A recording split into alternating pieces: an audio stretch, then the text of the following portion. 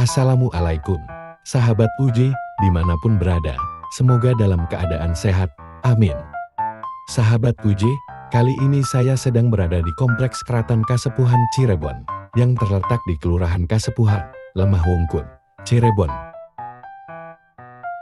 Arsitektur keraton ini paling terkenal, bersejarah di antara keraton-keraton yang ada di Cirebon. Halaman depan keraton ini dikelilingi tembok bata marah dan terdapat pendopo di dalamnya. Dahulu, bangunan ini bernama Keraton Pakungwati, yang pernah menjadi pusat pemerintahan Kesultanan Cirebon. Keraton ini memiliki museum yang cukup lengkap dan berisi benda-benda pusaka dan lukisan koleksi kerajaan. Salah satu koleksinya yaitu kereta Singa Barong yang merupakan kereta kencana Sunan Gunung Jati. Bagian dalam keraton terdiri dari bangunan utama yang berwarna putih. Di dalamnya terdapat ruang tamu, kamar tidur dan singgasana raja. Keraton Kasepuhan berisi dua kompleks bangunan bersejarah, yaitu Dalem Agung Pakungwati yang didirikan pada tahun 1430 oleh Pangeran Cakrabuana, dan Kompleks Keraton Pakungwati yang sekarang disebut Keraton Kasepuhan yang didirikan oleh Pangeran Zainul Arifin pada tahun 1529 Masehi. Pangeran Cakrabuana bersemayam di Dalem Agung Pakungwati, Cirebon. Keraton Kasepuhan dulunya bernama Pakungwati. Sebutan Pakungwati berasal dari nama Ratu Dewi Pakungwati binti Pangeran Cakrabuana yang menikah dengan Sunan Gunung Jati. Ia wafat pada tahun 1549 dalam Masjid Agung Sang Cipta Rasa dalam usia yang sangat tua.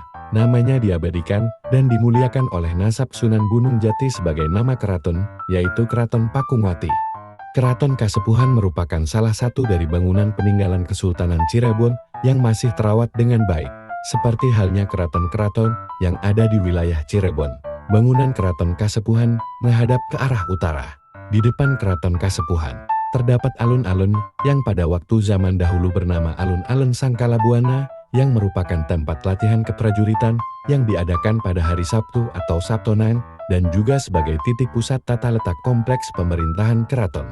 Dan di alun-alun inilah dahulunya dilaksanakan pentas perayaan kesultanan, juga sebagai tempat rakyat berdatangan ke alun-alun untuk memenuhi panggilan ataupun mendengarkan pengumuman dari sultan.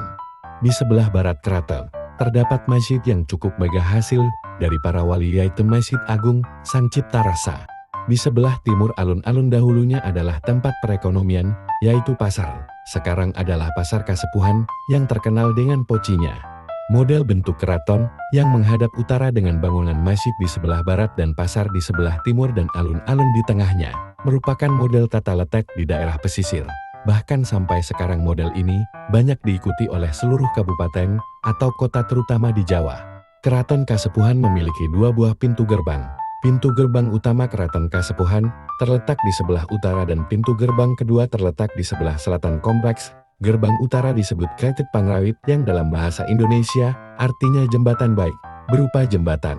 Sedangkan di sebelah selatan disebut Lawang Songo yang artinya pintu 9. Setelah melewati Kretit Pangrawit, akan sampai di bagian depan keraton. Di bagian ini terdapat dua bangunan, yaitu Pancaratna dan Pancaniti. Bangunan Pancaratna berada di kiri depan kompleks arah barat dengan ukuran 8 x 8 meter. Bangunan ini berfungsi sebagai sebo atau tempat menghadap para pembesar desa yang diterima oleh Deman atau Wedono.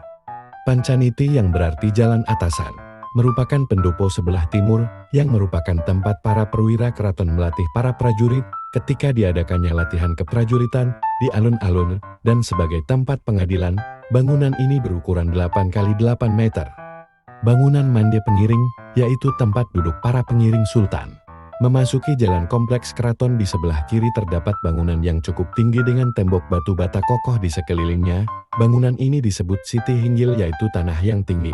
Sesuai dengan namanya, bangunan ini memang tinggi dan tampak seperti kompleks candi pada masa Majapahit. Siti Inggil didirikan oleh Sunan Gunung Jati pada tahun 1529, dan di depan pelataran depannya terdapat meja batu berbentuk segi 4 tempat bersantai. Siti Inggil memiliki dua gapura dengan motif bentar bergaya arsitek Majapahit. Di sebelah utara bernama Gapura Ade. Sedang di sebelah selatan adalah Gapura Bantam.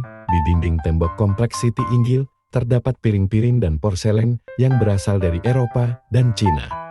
Di dalam kompleks Siti Inggil terdapat 5 bangunan tanpa dinding yang memiliki nama dan fungsi tersendiri. Di antaranya adalah Mandi Malang Semirang. Bangunan ini merupakan tempat Sultan melihat latihan keprajuritan atau melihat pelaksanaan hukuman. Di sebelah kiri bangunan ada Mande Pandawa V, tempat para pengawal pribadi Sultan.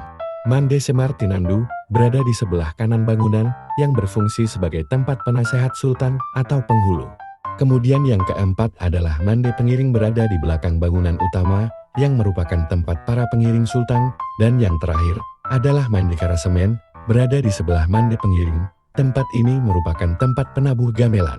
Langgar Agung Keraton Kasepuhan dengan pos beduk Samogiri di sebelah kiri. Pada batas antara area Siti Inggil dengan halaman Langgar Agung dibatasi oleh tembok bata. Pada tembok bata bagian utara, terdapat dua gerbang yaitu Regol Pengodo dan Gapura Lonceng. Area utama keraton merupakan area yang berisikan bangunan induk keraton serta bangunan penunjang lainnya. Di antaranya adalah Taman Dewandaru. Taman ini dikenal dengan nama Taman Bundaran Dewandaru karena bentuknya yang bulat melingkar, yang mengandung filosofi keseluruhan. Kemudian ada Museum Benda Kuno yang berada di sebelah barat Taman Dewandaru, yang berfungsi sebagai tempat menyimpan benda kuno Kesultanan Kasepuhan. Museum Kereta berada di sebelah timur Taman Dewandaru, kemudian ada Tugu Manunggal yang melambangkan Kesaan Allah. Kemudian di sampingnya ada Lujuk, yang berfungsi melayani tamu dalam mencatat dan melaporkan urusannya menghadap Sultan. Bangunan Sri Manganti yang juga berada di sebelah Tugu Manunggal berfungsi sebagai tempat menunggu keputusan Sultan. Bangunan induk keraton merupakan tempat Sultan melakukan kegiatan Sultan yang memiliki beberapa ruangan, di antaranya Kutagara Wadasan yang bercat putih dengan ukiran Wadasan dan Mega Mendung. Kemudian ada Kuncung yang digunakan sebagai tempat parkir, Jinem Pangrawit yang berfungsi sebagai Pangeran Patih dan Wakil Sultan dalam menerima tamu, ruangan Gajah Nguling yang dibuat agar musuh tidak langsung lurus menuju Sultan. Bangsal Pringgondani sebagai tempat menghadap para abdi dalam, Bangsal Pagelaran untuk pentas pertunjukan, Bangsal Prabayasa, Bangsal Agung Panembahan sebagai singgasana Gusti Panembahan, ada ruangan Pungkura, Kaputran sebagai tempat tinggal para putra, Kaputran sebagai tempat tinggal para putri, Dapur Maulud, dan Pamburatan yang berfungsi mengeri kayu-kayu wangi untuk kelengkapan selamatan Maulid Nabi Muhammad. Demikian, semoga bermanfaat. Inilah gaya piknik seorang kuli. Yang penting bahagia. Salam Kuli Proyek Indonesia. Bangga menjadi kuli, setulus hati membangun negeri.